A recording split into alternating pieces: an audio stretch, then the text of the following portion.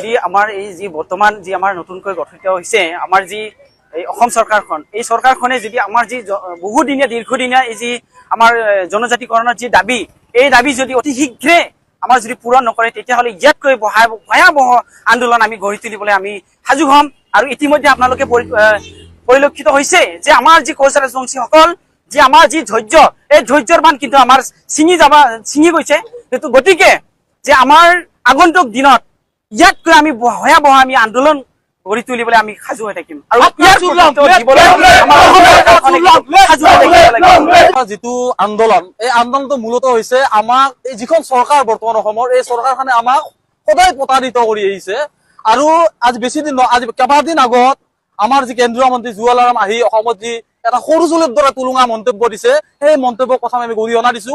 তাতকৈ লাজৰ বিষয় আৰু দুখৰ বিষয় আমাৰ ক'বলৈ লাজ লাগে যে সদনত মানে ৰমেশ পেগুক আমি তীব্ৰ ভাষাৰে গৰিহণা দিছো আৰু আমি ক'ব বিচাৰিছো যে আমাৰ সদনত আমাৰ জাতিৰে 10জনকৈ আমাৰ বিধায়ক থকাৰ পিছতো আজিলৈ তেওঁলোকৰ কোনো ধৰণৰ আমি সদনত মানে যি আমাৰ প্ৰাপ্য সেই প্ৰাপ্যৰ হৈ তেওঁলোকে মাত মতা এতিয়ালৈ দেখা নাই। আৰু মই আশা কৰো এই নিউজৰ যোগে আমি আশা কৰো ভৱিষ্যতে যাতে তেওঁলোকে বা তেখেতসকলে যাতে আমাৰ প্ৰাপ্যহানিৰ হৈ মাত মাতে।